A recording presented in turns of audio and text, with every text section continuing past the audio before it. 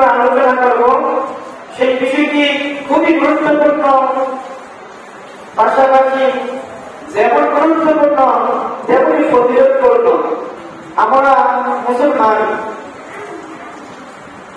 আমাদের উপরে ইসলামের কিছু গুরুত্বপূর্ণ ফরজ আছে, কর্তব্য আছে, যেগুলাকে মহান আল্লাহ রাব্বুল আলামিন ফরজ করে দিয়েছেন। হজ খুবই গুরুত্বপূর্ণ একটা ইবাদত, কিন্তু এই হজ কিন্তু নফল না, এই হজ হচ্ছে ফরজ। কিছু কিন্তু সবার জন্য ফরজ না।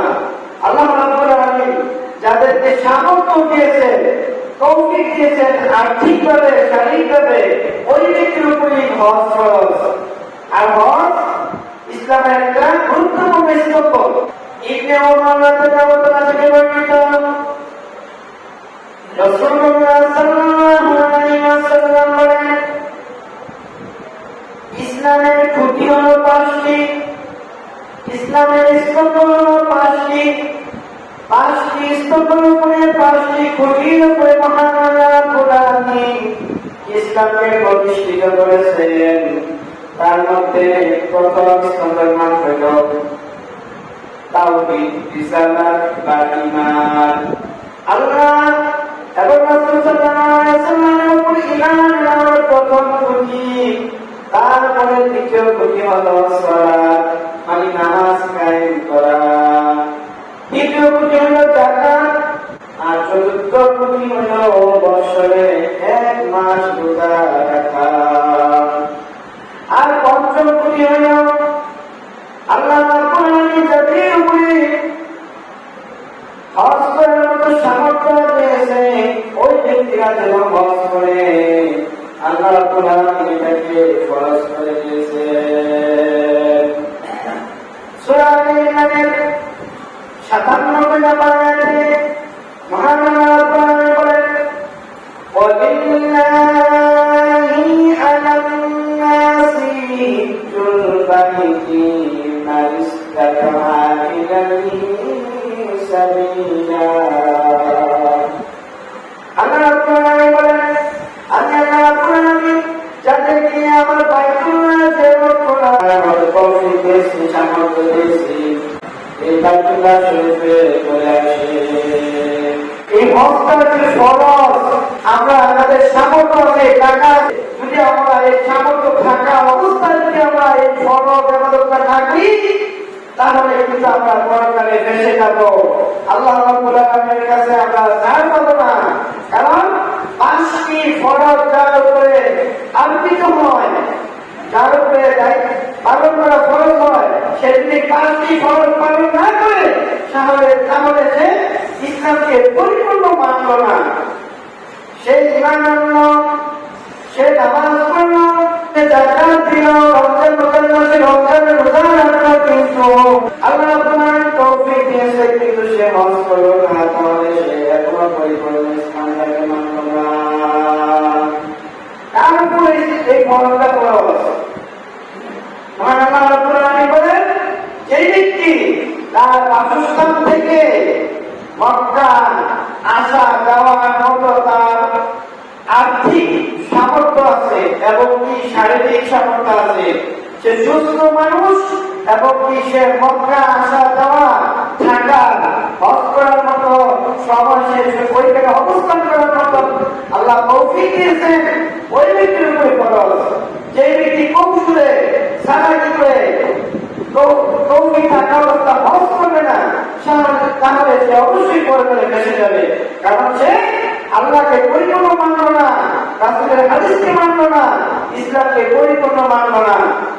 একটি হাতের 5টা আঙ্গুল, যদি একটি আঙ্গুলকে কর্তন করা হয়, কেটে দেওয়া হয়, যেমনি করে একটা লোক পরিপূর্ণ না, বিকলাঙ্গ, তার একটা অঙ্গ নাই, তাকে কেউ বলতে পারবে না যে এই লোকটা পরিপূর্ণ একজন মানুষ না।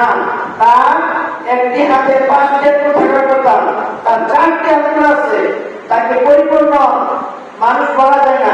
তেমনি ভাবে একটি হজ ফরজ ইবাদত যার উপরে আরোপিত হয়েছে, ফরজ হয়েছে, সে যদি পালন না করে সে ইসলামকে পরিপূর্ণ মানল না। মহান আল্লাহ রাব্বুল আলামিন বলেন, ইয়া আইয়ুহাল্লাযীনা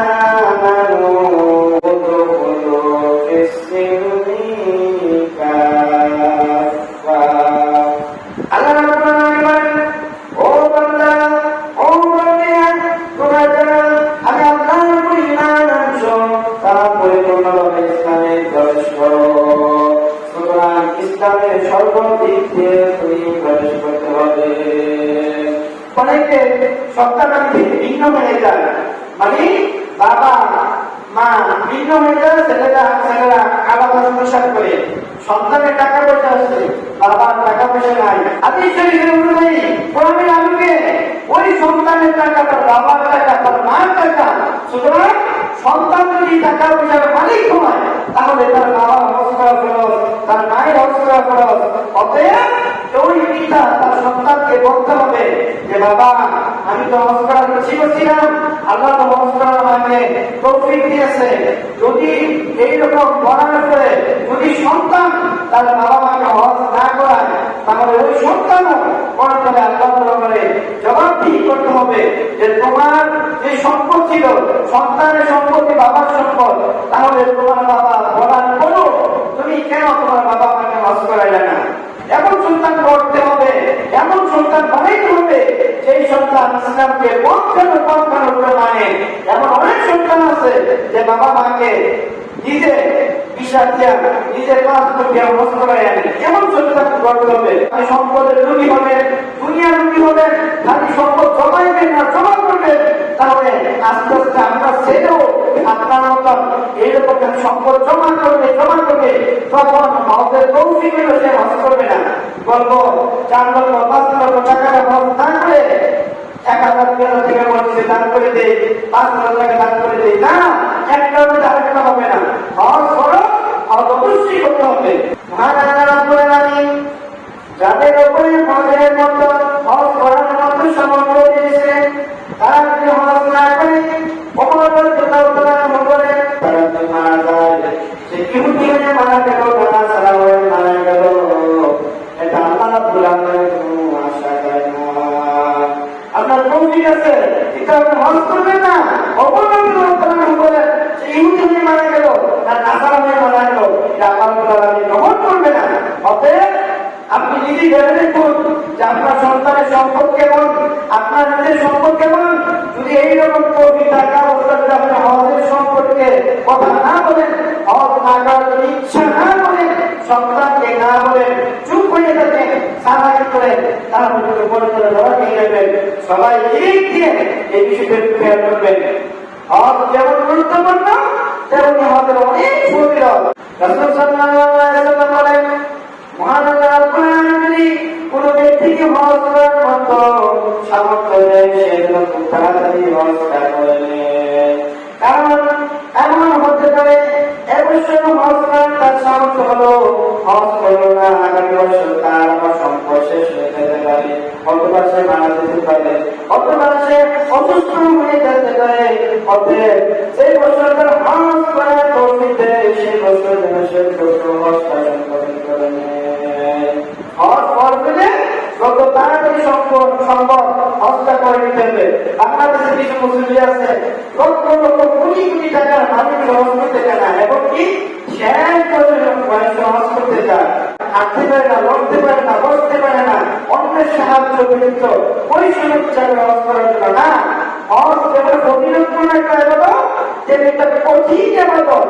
হজের দৌড়াইতে হয়, অনেক জায়গা হাঁটতে হয়, কাবা করে বাইতুল্লাহ সামবার কাজ করতে হয়, আপনার আসবাব চুপুর দিতে হয়, অনেক মানুষের ধাক্কাধাক্কি খেতে হয়, এবং মিনারেতে যেতে হয়, আলাদা মাঠে অবস্থান করতে হয়। এরকম অনেক ঘটনা আছে যেগুলো একটা অনেক কষ্টকর। এই জন্য শক্তি থাকা অবস্থা, দৈহিক পরিপূর্ণ সুস্থ থাকা অবস্থা আদায় করাই উত্তম।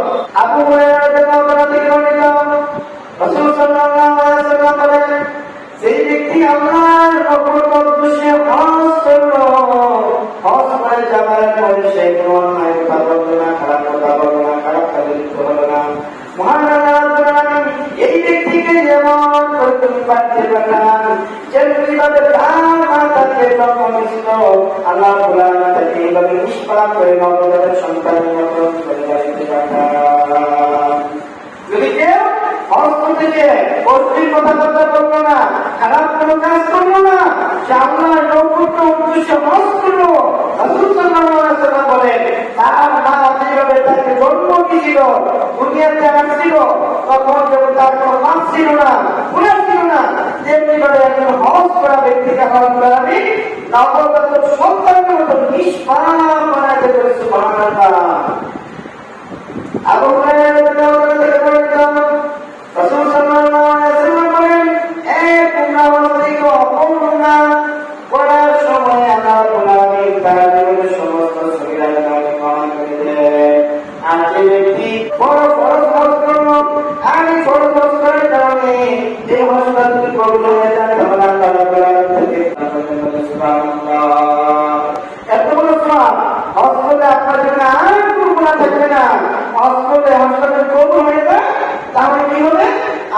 জন্য জান্নাত ওয়াজিব হয়ে যাবে। অতএব যাদের সামর্থ্য আছে ভেবে দেখুন আপনি হজ করার সামর্থ্য হয়েছে কিনা। যদি আমার হজ করার সামর্থ্য হয়ে থাকেন তাহলে অবশ্যই হজ করতে হবে, হজ করার সংকল্প করতে হবে, নিয়ত করতে হবে, ইচ্ছা করতে হবে। যদি চুক্তি নিয়ে বসে থাকে তাহলে কিন্তু করে করে অবশ্যই জবাবদিহি করতে হবে। মহান আল্লাহ তাআলা বলেন فمن يعمل مثقال ذرة خيرا يره ومن يعمل مثقال ذرة شرا يره। আল্লাহ তাআলা বলেন আমি হাসরের মধ্যে সব কিছু হিসাব রকম কারণে কেউ যদি সামান্য পরিমাণ জানা পরিমাণ খারাপ কাজ করে ওইটা হিসাব মানা করা দিব। জানা পরিমাণ ভালো কাজ করে ওইটা হিসাব মানা হিসাবে সুতরাং এইভাবে মাপ পাওয়া যাবে না। তাদের কোনো ঠিক আছে তারা অবস্থা করে বড় করে অবশ্যই জবাবদিহি করতে হবে।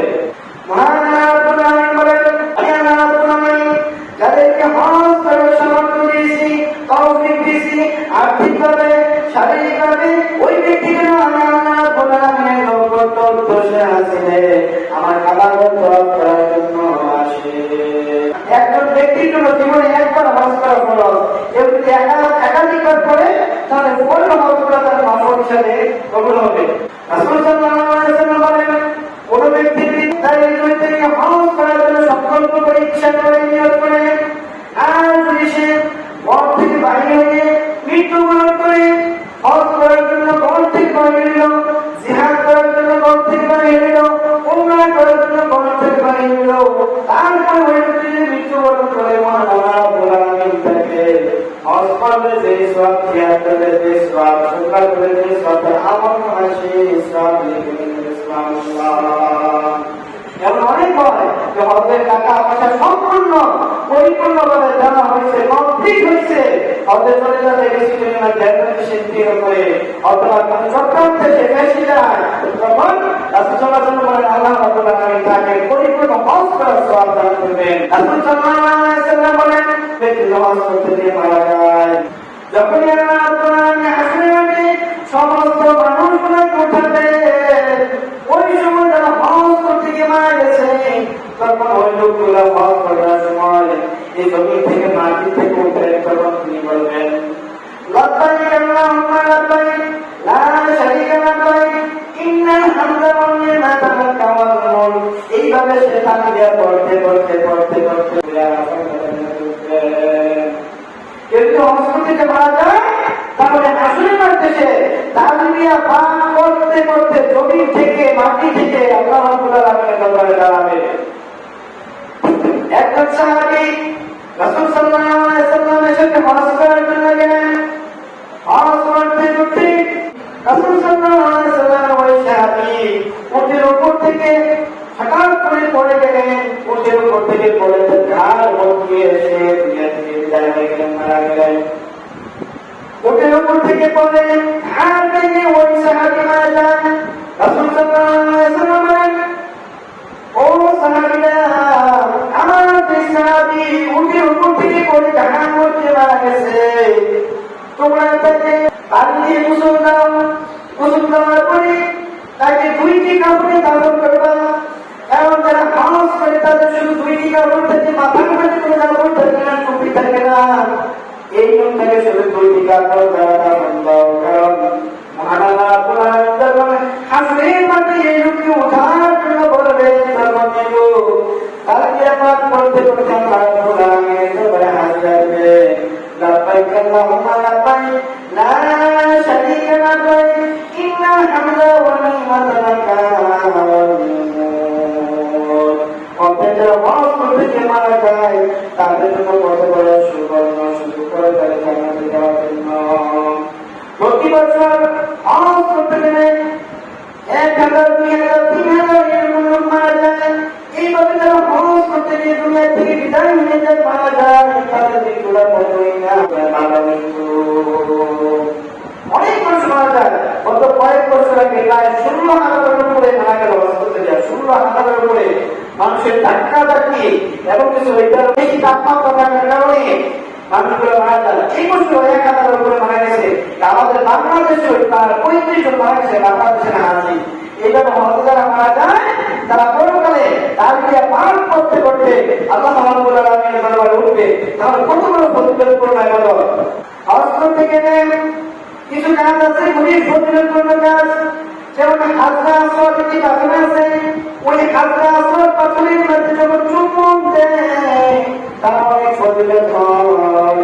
রাসূল সাল্লাল্লাহু আলাইহি ওয়াসাল্লাম বলেন, মহান আল্লাহ রাব্বুল আলামিন এই হাজরা আসওয়াদ পাথরটি জান্নাত থেকে কাবা ঘরের মধ্যে স্থাপন করলেন। যখন হাজরা আসওয়াদ পাথর এই কাবা ঘরের মধ্যে স্থাপন করলেন তখন এই পাথরটা ছিল সাদা, টকটকে সাদা। কিন্তু আদম সন্তান তো বেশি বেশি গুনাহ করতে, ওই গুনাহ করার কারণে যারা এই হাজরা আসওয়াদ পাথরের চুম্বন করে এবং স্পর্শ করে করতে করতে করতে করতে এই আদম সন্তানের গুনার কারণে এই পাথরটা সাদা টকটকে পাথরটা কালো বর্ণে পরিণত হয়ে যায়। এই হাজরা আসওয়াদ পাথর দুনিয়ার কোনো পাথর না, এটা জান্নাতের একটা পাথর, জান্নাতের একুল পাথর। মহান আল্লাহ রাব্বুল আলামিন জান্নাত থেকে পাথরটা আনছেন। রাসূল সাল্লাল্লাহু আলাইহি ওয়াসাল্লাম বলেন, যেই ব্যক্তি মহান আল্লাহ রাব্বুল আলামিনের নবুয়তের উদ্দেশ্যে তার গুনাহের উদ্দেশ্যে হাজরা আসওয়াদের পাথরের চুম্বন করে অথবা হাত ধরে স্পর্শ করে আল্লাহ রাব্বুল আলামিন তার জীবনের সমস্ত গুনাহগুলোকে ঝরে ফেলে দিবেন। সুবহানাল্লাহ। রাসূল সাল্লাল্লাহু আলাইহি ওয়াসাল্লাম বলেন, এই হাজরা আসওয়াদ পাথর হাসরের মাঠে আবার উঠবে। উঠার পরে রাসূল সাল্লাল্লাহু আলাইহি ওয়াসাল্লাম বলেন, হাজরা আসওয়াদ পাথরের দুটি চোখ থাকবে, এই চোখটা সে দেখতে পাবে এবং এই হাজরা আসওয়াদের পাথরের একটি জবান থাকবে, মুখ থাকবে কথা বলার জন্য। তখন হাজরা আসওয়াদ পাথর চোখ দ্বারা দেখবে, মুখ দ্বারা কথা বলবে। যে ব্যক্তিরা এই হাজরা আসওয়াদের স্পর্শ করছে, হাত লাগাইছে অথবা চুম্বন করছে, ওই হাজরা আসওয়াদ মহান আল্লাহ রাব্বুল আলামিনের কাছে বলবো, রাব্বুল আলামিন তোমার এই বান্দা, তোমার এই বান্দি আমি হাজরা আসওয়াদকে চুম্বন করছি, স্পর্শ করছে, তার গুনাহের জন্য আমি হাজরা আসওয়াদ তোমার কাছে বলতেছি, এই ব্যক্তিকে তুমি জান্নাত দিও, তার জীবনের গুনাহ ক্ষমা করে দাও। মহান আল্লাহ রাব্বুল আলামিন হাজরা আসওয়াদের পাথরের সুপারিশের কারণে ওই ব্যক্তিকে ক্ষমা করে জান্নাতে দিবেন। সুবহানাল্লাহ। তাহলে এত বড় সওয়াব হজ করতে গেলে শুধু সওয়াব আর সওয়াব, হজ করলে জীবনের সমস্ত গুনাহ মাফ হয়ে যায়। ইবনে শামাস রাহমাতুল্লাহ আলাইহি একদিন রাসূল সাল্লাল্লাহু আলাইহি ওয়াসাল্লামের সাহাবী আমর ইবনে আস রাদিয়াল্লাহু তাআলাকে দেখতে গেলেন। আমর ইবনে আস রাদিয়াল্লাহু তাআলাকে দেখতে যাওয়ার পরে দেখতেছেন আমর ইবনে আস রাদিয়াল্লাহু তাআলা অজস্রভাবে কান্না করতেছেন। শামাস রাহমাতুল্লাহ আলাইহি, ও আমর ইবনে আস, আমরা তোমাকে দেখার জন্য তুমি শুধু কান্না করতেছো, তার কারণ কি? আমর ইবনে আস রাদিয়াল্লাহু তাআলা বলেন, ও শামাস, শোনো, আমি কাফির ছিলাম, আমি বিগত ছিলাম, যখন মহান রাব্বুল আলামিন তোমার ইসলামের শক্তি দিলেন তখন আমি রাসূল সাল্লাল্লাহু আলাইহি ওয়াসাল্লামের সাথে দেখা করলাম। আমর ইবনে আস রাদিয়াল্লাহু তাআলা বলেন, ইয়া রাসূলুল্লাহ, আপনার ডান হাত দেখতে পারি দেন, তাহলে আমি আমার হাত দ্বারা আপনার হাতে বায়াত থেকে কালেমা পড়ে ইমান আনবো। রাসূল সাল্লাল্লাহু আলাইহি ওয়াসাল্লাম তার ডান হাতের সামনে বাড়ায় দিলেন। তখন আমর ইবনে আস তার হাতকে সরিয়ে দিয়ে গেলেন। রাসূল সাল্লাল্লাহু আলাইহি ওয়াসাল্লাম বলেন, ও আমর, কি ব্যাপার? তুমি বললে আমার ডান হাত বাড়িয়ে দেওয়ার জন্য, আর তুমি জানি না পরিমাণ নাম্বার, কিন্তু আমি দেখলাম আমার হাত যখন বাড়িয়ে দিলাম তোমার হাতকে সরিয়ে নিয়ে গেলাম, তাই কারণে আমর ইবনে আস বলে, ইয়া রাসূলুল্লাহ, একটা শর্ত যদি আপনি পূরণ করেন তাহলে ঈমান আনবো। রাসূল বলেন, ও আমর, তুমি বলো কি শর্ত? আমর ইবনে আস বলেন, ইয়া রাসূলুল্লাহ, ইয়া হাবিবাল্লাহ, আমি কখন ঈমান আনবো? যদি আমি ঈমান আনার কারণে আল্লাহ রাব্বুল আলামিন আমার জীবনের সমস্ত গুনাহ যদি ক্ষমা করে দেন তাহলে আমি ঈমান আনবো। রাসূল সাল্লাল্লাহু আলাইহি ওয়াসাল্লাম বলেন, আমর ইবনে আস, তুমি কি জানো না মানুষ যখন ঈমান আনবে বিনবী থেকে মুসলমান হয়, বিনবী থেকে মুসলমান হওয়ার সাথে সাথে তার জীবনের সমস্ত গুনাহগুলোকে আল্লাহ রাব্বুল আলামিন ক্ষমা করে দেন। তেমনি ভাবে কোন মানুষ যদি ইসলামকে রক্ষা করার জন্য, ইমান রক্ষা করার জন্য হিজরত করে, আল্লাহ রাব্বুল আলামিন তার সমস্ত গুনাহগুলোকে ক্ষমা করে দেন। আর কোন মানুষ যদি আল্লাহর নবীর উদ্দেশ্যে আসে ফরজ আদায় করার জন্য মক্কা শরীফে আসে, তাহলে আল্লাহ রাব্বুল আলামিন তার জীবনের সমস্ত গুনাহগুলোকে ক্ষমা করে দেন। যদি হজ করে তাহলে জীবনের সমস্ত গুনাহ ক্ষমা হয়ে যান। অতএব যাদের সামর্থ্য আছে অবশ্যই ফরজ হজ আদায় করতে হবে।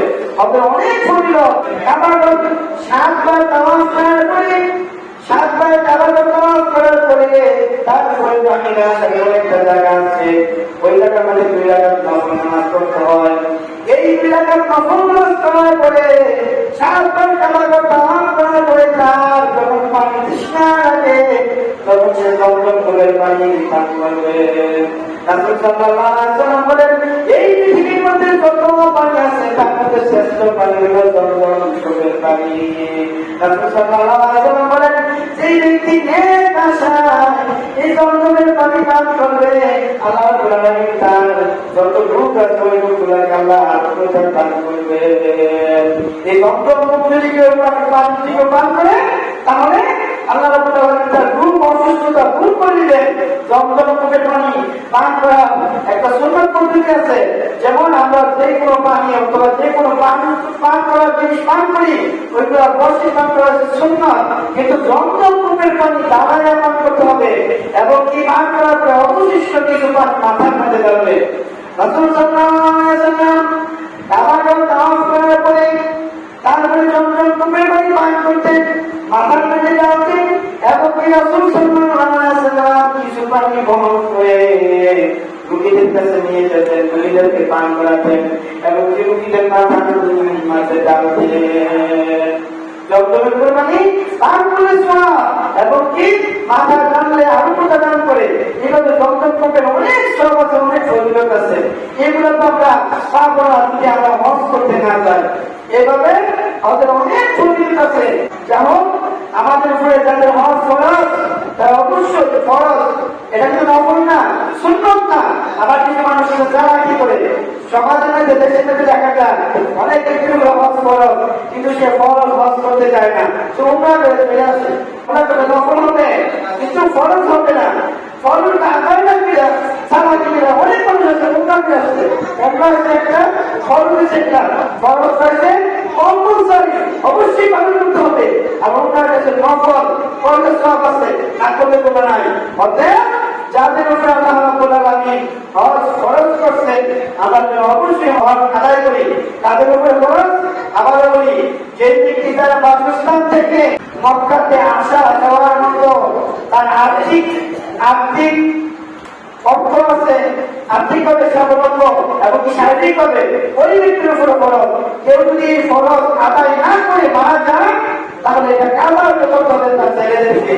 অনেক পিতা মাতা নামাজ পড়েছে, নামাজ পড়েছিল, যদি সে মারা যায় তাহলে তার সন্তান ইচ্ছা করলে অন্য কোনো লোকের মাধ্যমে কাদা মহব্বতে আদায় করতে হবে। এত বড় ফরজ, যেমনি ভাবে রোজা কাদা করা ফরজ, হজ কাদা করা ফরজ, এত বড় একটা গুরুত্বপূর্ণ একটা ফরজের মতো।